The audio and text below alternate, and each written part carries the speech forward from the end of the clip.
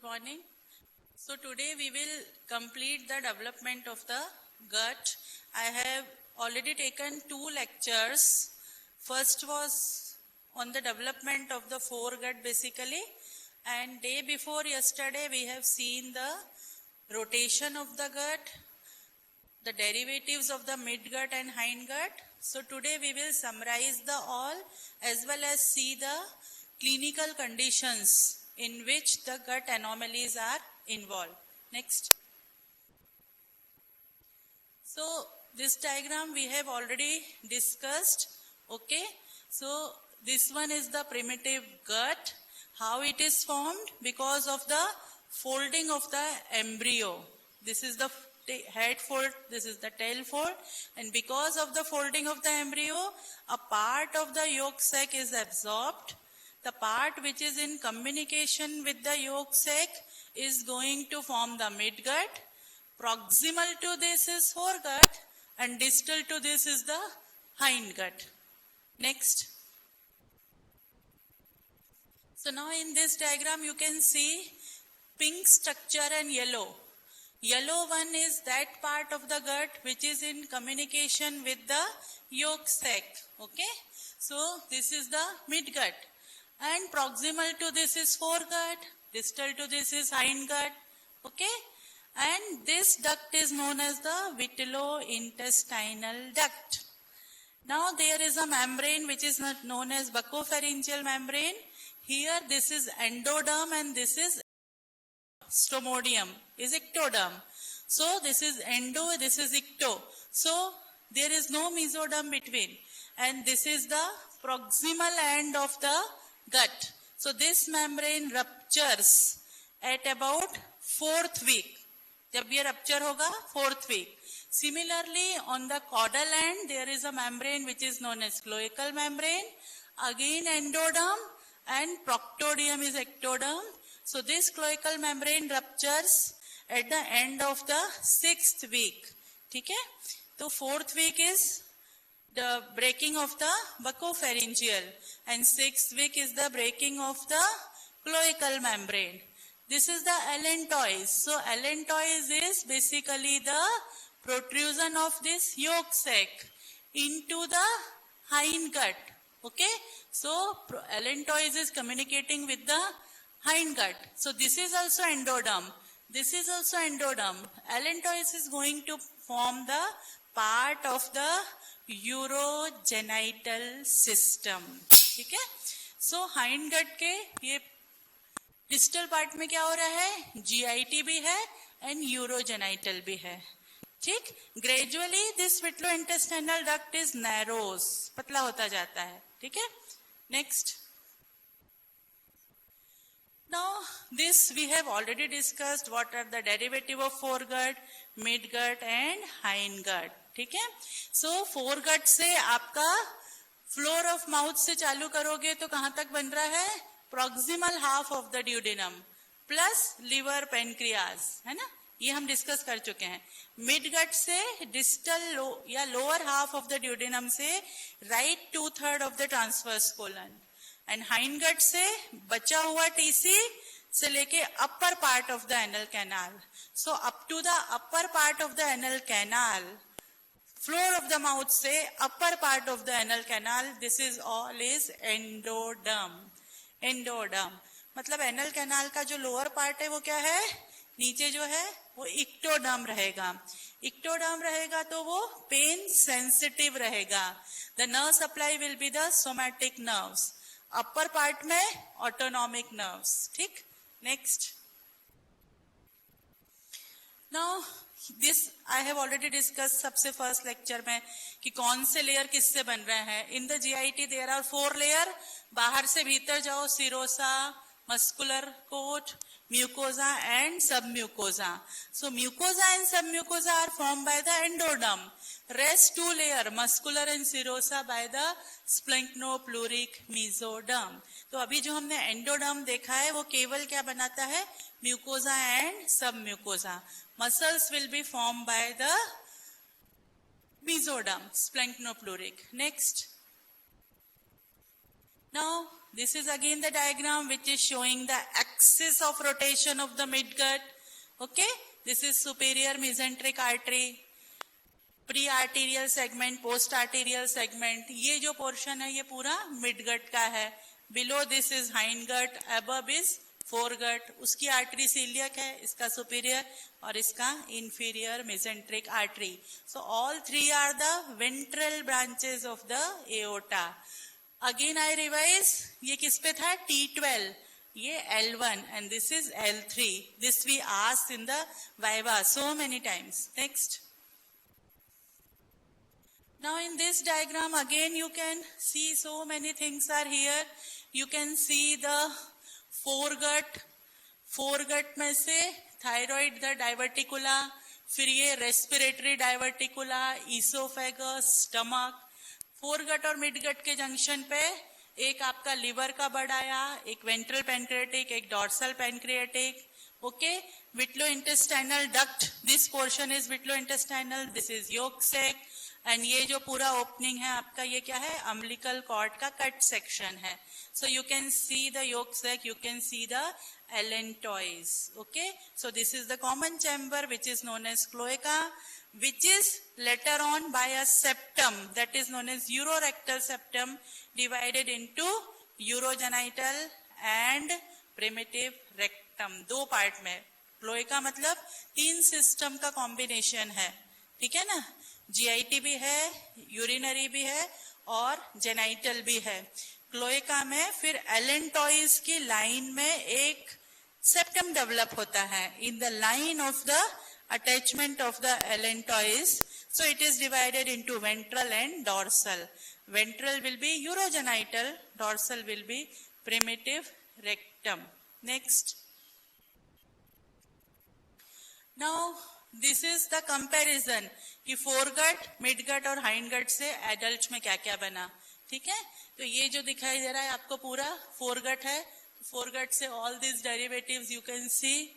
This is the midgut. Acha, here it is written AIP and PIP. That is anterior intestinal pore. And this is posterior intestinal pore. Okay. So anterior और posterior intestinal किसके junction पर है? Foregut, midgut and midgut and hindgut. ठीक है. तो midgut से ये जो येलो कलर दिख रहा है आपको fluorescent yellow, this is all the derivative of the midgut. और बाकी पर्पल जो दिख रहा है these are all the derivatives of the hindgut. Next.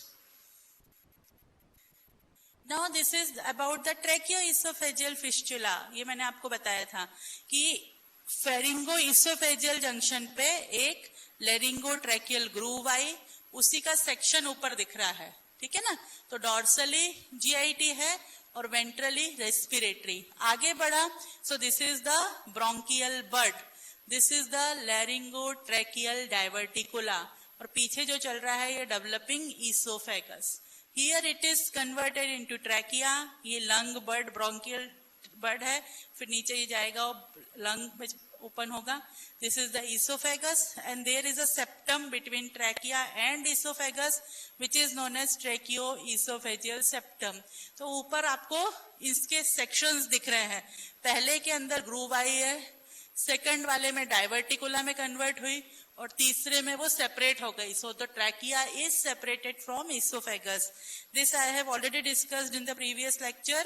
If there is no septum, then there will be communication of the trachea with the esophagus. So whenever the child takes the feed, the food particle will go into the trachea, will give rise to the choking of the respiratory system. So the child becomes dyspneic. सांस लेने में दिक्कत आएगी क्योंकि खाना सांस की नली में गया. ओके, डिस्निया होगा, difficulty in breathing. The child becomes bluish during swallowing of the mother's milk. So immediately we have to take action. इसमें immediately हमको दोनों जो ट्यूब्स हैं उन्हें अलग करना पड़ेगा, सर्जरी करना पड़ेगा. ठीक है ना? नहीं करोगे तो रेस्पिरेटरी इन्फेक्शंस होगा और अल्टीमेटली चाइल्ड का डेथ हो जाएगा. Next. This is again the diagram which is showing the communication of trachea with the esophagus. Okay, and here यहाँ पे क्या हो रहा है, बीच में फोरगट में ऊपर आपका इसोफेगस और लोअर एंड ऑफ इसोफेगस दोनों के बीच में इसोफेजियल एट्रीजिया है. एट्रीजिया क्यों है? बिकॉज दिस ट्यूब, जो भी ट्यूब है आपका फोरगट, मिडगट और हाइंडगट, वो इनिशियली कैसा होता है, सॉलिड. लेटर ऑन रीकैलिनाइजेशन अकर. अब यहाँ क्या हुआ है, इस पार्ट में रीकैनलाइजेशन नहीं हुआ. So this is known as atresia. The recanalization fails to occur in this part of the esophagus. So this is the esophageal atresia. ठीक है. और ये जो लैरिंगोट्रैकियल आपका ग्रूव था, दोनों के बीच कम्युनिकेशन है. ठीक है. तो whenever the child takes the feed, उसने खाना खाया तो वो इसोफेगस के अपर पार्ट में आया और वॉमिट के रूप में बाहर निकल गया. ठीक है. और जब वो सांस ले रहा है तो एयर ट्रैकिया से फिर इस फिस्टुला के थ्रू कहाँ आ गई, स्टमक में. और एयर है तो स्टमक के अपर पार्ट में इकट्ठा हो गई. So this is seen as air in the fundus of the stomach. जब आप उसका एक्सरे निकालोगे तो स्टमक के अंदर अपर पार्ट में एयर मिलेगी. ठीक है ना. Okay. So child will come with the complain of vomiting on feeding, plus on taking the X-ray you can see the this air bubbles in the upper part of the fundus of the stomach. ठीक है. तो इसमें अभी surgical emergency नहीं है क्योंकि खाना respiratory में नहीं जा रहा. इसमें क्या हो रहा है, रेस्पिरेटरी से एयर स्टमक में आ रही है. लेकिन फिर भी ये लंबा नहीं चल सकता क्योंकि फूड वॉमिट में चला जाएगा तो बच्चा धीरे धीरे मालनरिश हो जाएगा. So this is again a emergency but not that much of esophageal tracheoesophageal fistula. उसमें तो क्या होता है, इसोफेगस से रेस्पिरेटरी में जाता है. Next. Now this is the diagrams of the rotation of the stomach. ये भी मैंने आपको बता दिए थे कि स्टमक में पहले एक एंटीरियर बॉर्डर, पोस्टीरियर बॉर्डर है ना. ये एंटीरियर बॉर्डर है, पीछे पोस्टीरियर, राइट एंड लेफ्ट. ठीक है. तो एंटीरियर बॉर्डर जो होता है वो रोटेट हो गया राइट साइड पे. उसके कारण क्या हुआ कि जो राइट वाला सरफेस था वो पीछे चला गया. ठीक है. So here this is lesser curvature, this is greater curvature, क्योंकि पोस्टीरियर बॉर्डर ऑफ स्टमक की ज्यादा ग्रोथ हो गई है. ठीक है. So you can see right vagus nerve ultimately going to supply the posterior surface of the stomach. So how the right vagus supplies the posterior surface of the stomach? This all is related with the rotation of the stomach. 90-degree rotation हुआ. This we have already discussed. Next. This is the diagram which is showing the your septum transversum, ventral mesogastrium and dorsal. देखिए, this is the gut. गट के आगे ventral मीजोगेस्ट्रियम, गट के पीछे dorsal मीजोगेस्ट्रियम, आगे anterior abdominal wall, पीछे posterior abdominal wall. इस ventral मीजोगेस्ट्रियम का है लेसर ओमेंटम और फेल्सिफॉर्म लिगामेंट. लीवर में फेल्सिफॉर्म लिगामेंट और स्टमक का lesser omentum. Both are the derivatives of this ventral mesogastrium. Dorsal mesogastrium में क्या क्या डेवलप किया है अपन ने, स्प्लीन. तो स्टमक का स्प्लीन से लास्ट लेक्चर में मैंने आपको बताया है गैस्ट्रोस्प्लीनिक लिगामेंट. फिर स्प्लीन से kidney, that is lienorenal ligament. All are the derivative of this dorsal mesogastrium. Next. Okay, so here you can see the derivative. देखिए, this is falciform ligament. ठीक है. फिर ऊपर कोरोनरी लिगामेंट्स आपने देखे हैं. फिर ये लेसर ओमेंटम, ये वेंट्रल मीजोगेस्ट्रियम में है. और डॉर्सल मीजोगेस्ट्रियम में क्या आ रहा है, गैस्ट्रोफ्रेनिक लिगामेंट है. स्टमक से डायफ्राम पे गया वो भी है, स्टमक से स्प्लीन पे गया वो भी है, स्प्लीन से किडनी पे गया वो भी है. फिर ग्रेटर ओमेंटम भी है इसके अंदर. ठीक है. So all these are the derivative of the dorsal mesogastrium and these are the derivatives of the ventral mesogastrium.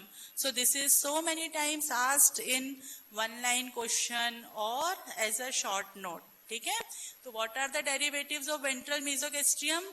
जो लिवर के ऊपर आपने ट्राइंगुलर लिगामेंट पढ़े थे दोनों वो हैं.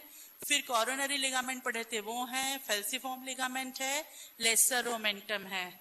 और डॉर्सल से क्या क्या है, स्टमक से डायफ्राम, स्टमक से स्प्लीन, स्प्लीन से किडनी और ग्रेटर ओमेंटम. ठीक है. गैस्ट्रोफ्रेनिक, गैस्ट्रो रीनल ग्रेटर ओमेंटम, ठीक है। पीछे ये पोस्टीरियर एब्डोमिनल वॉल है, आगे एंटीरियर एब्डोमिनल वॉल रहेगी। Next, now this is the diagram which is again showing almost the same things. आपने सेक्शन काटा हुआ है, सबसे ऊपर एओर्टा दिख रहा है, फिर बीच में ये गट का एक पार्ट है, स्टमक है, स्टमक के आगे वेंट्रल मीजोगेस्ट्रियम, यहाँ लीवर डेवलप हो रहा है, ये वेंट्रल मीजोगेस्ट्रियम का ही पार्ट है, तो ये फेल्सिफॉर्म लिगामेंट बनाता है, ये लेसर ओमेंटम बनाता है, ठीक है। स्टमक का रोटेशन हो रहा है, so here you can see lesser omentum, falciform ligament. तो लेसर और फेल्सिफॉर्म दोनों किसके पार्ट है? इसके वेंट्रल मीजोगेस्ट्रियम के। और स्प्लीन से ये जो जा रहा है लेसर ओमेंटम, और स्प्लीन से गैस्ट्रोस्प्लीनिक लिगामेंट, ठीक है, gastrosplenic ligament. These are all the derivatives of the dorsal mesogastrium, ठीक है। अब ये डायग्राम आप देखो, ये डायग्राम में से एओर्टा में से जो ब्रांच आती है वो ऐसे आके स्प्लीन को यहाँ सप्लाई करता है। Next, this is basically showing the opening of the common bile duct. Common bile duct कहाँ खुलती है? This is second part of duodenum में खुल रही है। ये फोरगट है, ये मिडगट है, तो इसके जंक्शन पे खुलती है। So this is the major duodenal papilla, उस दिन हमने डिस्कस किया था। यहाँ कॉमन बाइल डक्ट खुलती है, और जो एक्सेसरी पैनक्रियाटिक डक्ट होती है ना, वो इसके प्रॉक्सिमली खुलती है। एक्सेसरी पैनक्रियाटिक डक्ट, ठीक है। एक्सेसरी पैनक्रियाटिक डक्ट कहाँ खुलती है? Proximal to major duodenal papilla, तो यहां होता है माइनर ड्यूडिनल पैपिला, ठीक है। नेक्स्ट, ये एक्सिस ऑफ रोटेशन बता रहा है, axis of duodenal loop. Next, again इसमें रिट्रोपेरिटोनियल कैसे हुआ ड्यूडिनम? देखो, पहले ड्यूडिनम को मीजेंट्री थी, मीजोड्यूडिनम, फिर ड्यूडिनम ने भी रोटेशन के कारण चेंज किया, तो ये पोस्टीरियर एब्डोमिनल वॉल की तरफ गया, फिर इस पार्ट के बीच में जाइगोसिस हो गया, और अल्टीमेटली ड्यूडिनम जो है वो रिट्रोपेरिटोनियल हो गया। Next, now the superior mesenteric artery, again revise, divides the midgut loop into pre-arterial, post-arterial. Next, what are the pre-arterial segment से क्या क्या बना? ये हमने पूरा कर लिया था, ड्यूडिनम, ज्यूजिनम एंड इलियम, है ना। इलियम का केवल टर्मिनल पार्ट नहीं आएगा, और पोस्ट आर्टेरियल से टर्मिनल पार्ट ऑफ इलियम से लेके राइट 2/3 ऑफ टीसी। नेक्स्ट, ठीक है। इसके अंदर आपको क्या एडल्ट में है और क्या सोर्स है वो डायग्राम है ये, ठीक है। ये टेबल बना हुआ है। प्री आर्टेरियल से ज्यूजिनम निकला, इलियम भी प्री आर्टेरियल से निकलता है, और इलियम का थोड़ा सा पार्ट पोस्ट आर्टेरियल से निकलता है, और सीकल बट के पहले वाला, फिर पोस्ट आर्टेरियल से sickle but, caecum appendix, ascending colon, right 2/3। Okay, next, What is omphalocele and what is congenital umbilical hernia? ठीक है, ओम्फेलोसील क्या होता है और कंजेनाइटल अम्बिलिकल हर्निया क्या है? ठीक है, ओम्फेलोसील का मतलब है कि मिडगट का जो रोटेशन हुआ और रीपोजिशनिंग हुआ वो नहीं हुआ, तो वो बाहर निकला हुआ रह गया, so that is omphalocele. So in the omphalocele there is herniation of the bowel loops through the umbilical opening as a normal event of the development. This is physiological hernia. लेकिन but it fails to return in the abdominal cavity. Normally भी बाहर है, लेकिन बाद में वो repositioning हुआ. इसमें क्या हुआ ओम्फेलोसील में कि वापस नहीं गया, तो ये किससे कवर रहेगा? वॉटन्स जेली और एमनियन से कवर रहेगा. ठीक है, इसका जेनेटिक बेसिस होता है और इसकी प्रोग्नोसिस खराब है, बेड प्रोग्नोसिस, मोर्टेलिटी 25% है. कंजेनाइटल अम्बिलिकल हर्निया में क्या होगा कि अम्बिलिकल ओपनिंग जो है वो वीक रह गया है. ओके, मतलब रिपोजिशनिंग हुआ, अंदर गया, लेकिन बाद में फिर वापस निकल आया.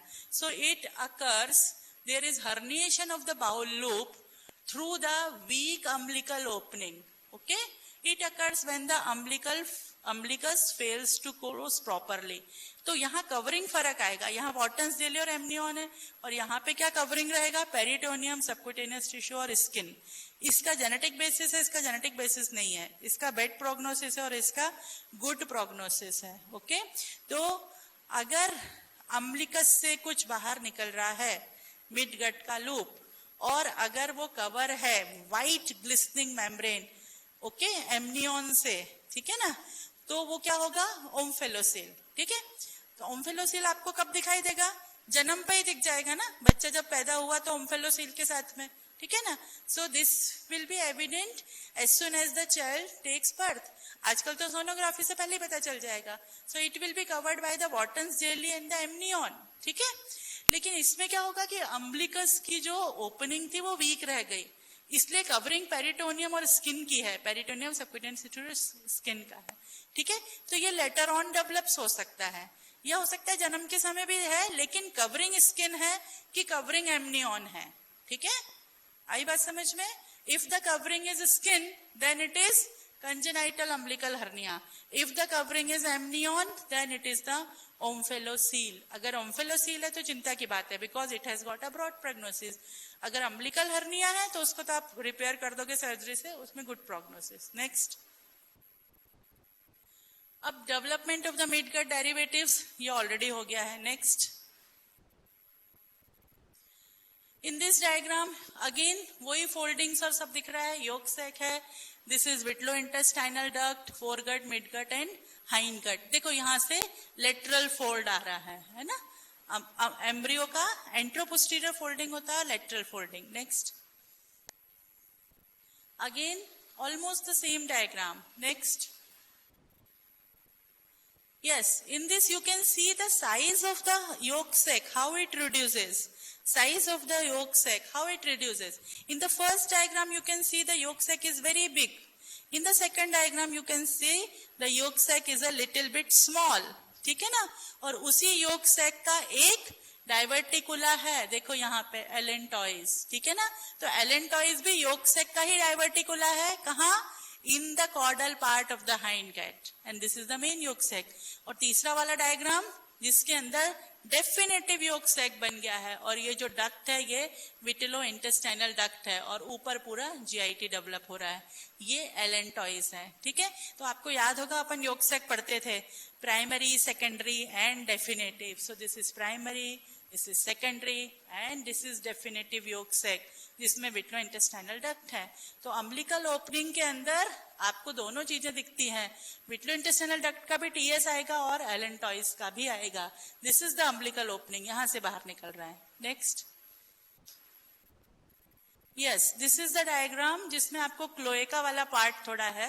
so in this you can see एलेंटॉइज से देखो आपका ये यूरिनरी ब्लैडर, तो यूरिनरी ब्लैडर पूरा एंडोडर्म का बना हुआ है, और ये पीछे से आपका रेक्टम आ रहा है। ठीक है, तो इसमें क्या हुआ, यूरोरेक्टल सेप्टम पूरा नहीं बना, तो इसलिए रेक्टम का यूरिनरी ब्लैडर के साथ में कम्युनिकेशन रह गया।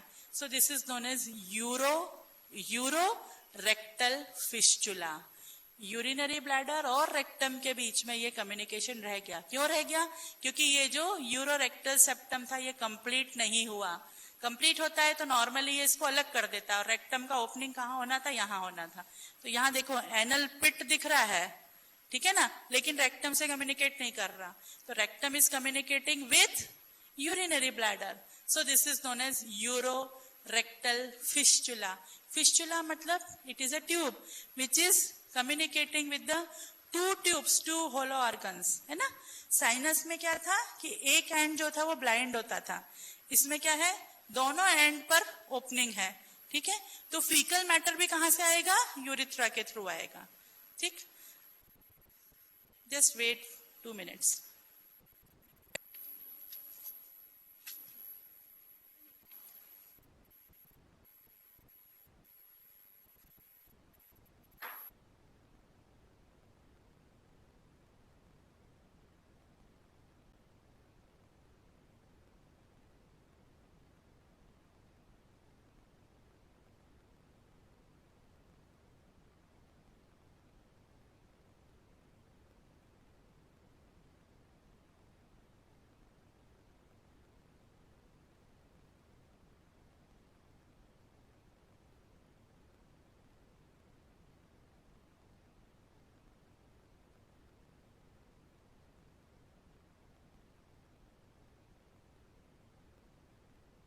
Now today you will again see the video.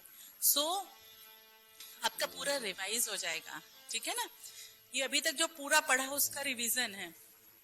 Just carefully सी, हम ऑलरेडी डिस्कस कर चुके हैं. फोल्डिंग आया, एंट्रोपोस्टीरियर, योगसेक गया, फोरगट, मिडगट, हाइंडगट, ठीक है? अगेन फोल्डिंग हो रहा है, ठीक है? तो ये विट्लो इंटेस्टाइनल डक्ट हो गई, योगसेक छोटा हो गया, ठीक है? This is umbilical vesicle, foregut, midgut, hindgut, ठीक है? Here green is the notochord. Green is notochord, amniotic cavity, yolk sac.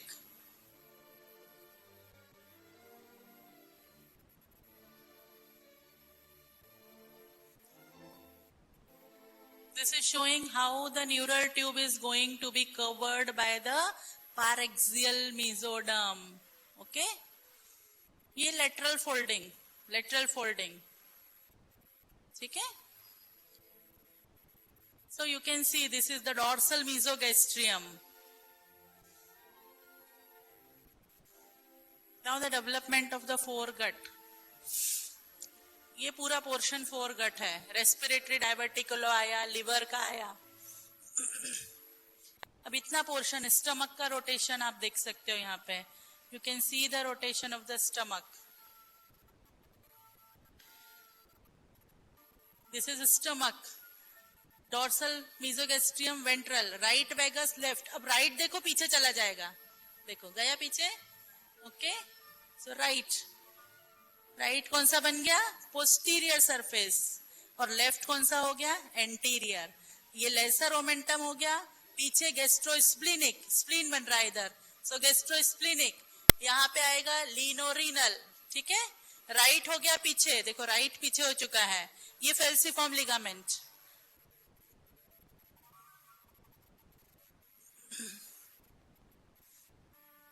Stomach को राइट साइड से वापस वो दिखा रहा है, ठीक है ना?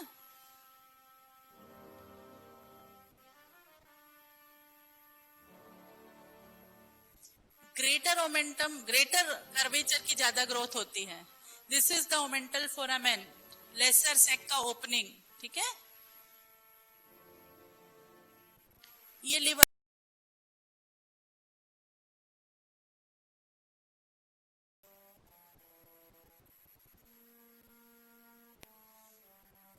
Now this is showing the liver bud, liver development, liver.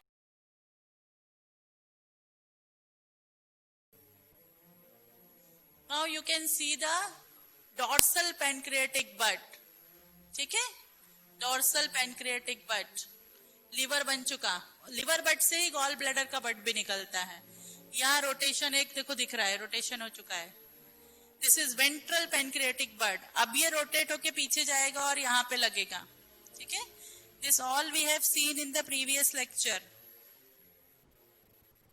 This is the rotation. So rotation is always anti clockwise. First 90 degree, second again 180. So total is 270.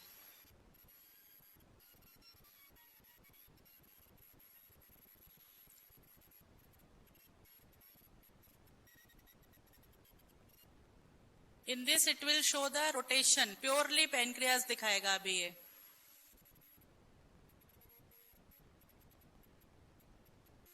And pancreas की duct. This is the axis of rotation. Axis of rotation of the pancreas. It's a very good video which is showing the rotation.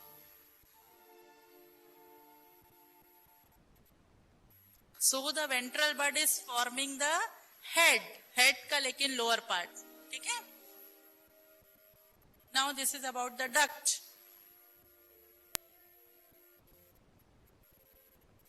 Now relocation, repositioning हो रहा है अब.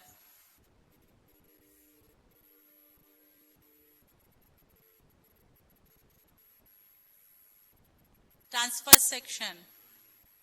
Kidney दिख रहे हैं, dorsal मीजोगैस्ट्रियम, pancreas और ये ड्यूडिनम. अब ड्यूडिनम यहां से यहां जाएगा तो वापस रिट्रोपेरिटोनियल हो जाएगा.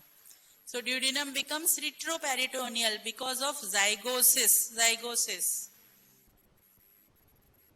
Development of midgut. Prearterial, postarterial segment. And the axis is formed by the superior mesenteric artery. Superior mesenteric, prearterial, postarterial.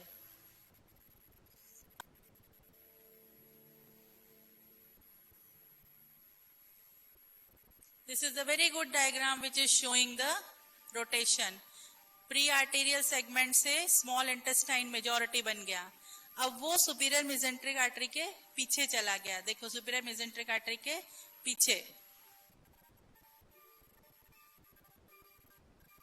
So third part of the duodenum is behind the superior mesenteric artery. बहुत ही important है. Third part of the duodenum is dorsal to the superior mesenteric artery. वहां पे post arterial segment है, ठीक है? Ascending colon बन गया.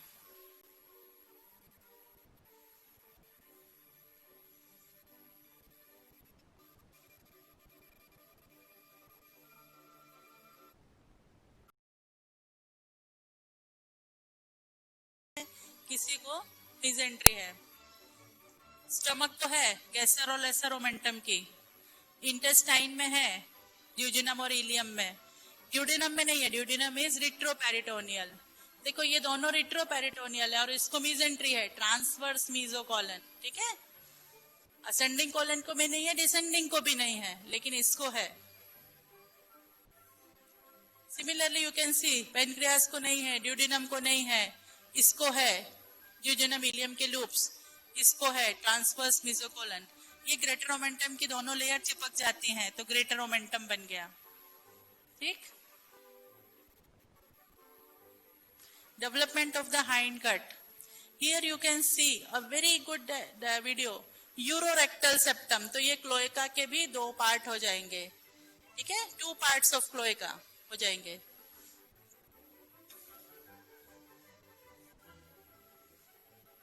देखिए क्लोएका 2 में कन्वर्ट हो गया. आगे हो गया यूरोजेनाइटल, पीछे हो गया प्रिमिटिव रेक्टम. दोनों अलग अलग हो गए. अगर जुड़े रहते तो वो था urethrorectal fistula. So this is a very good diagram. With this I complete the development of the gut. I hope that you have understood very well. Thank you.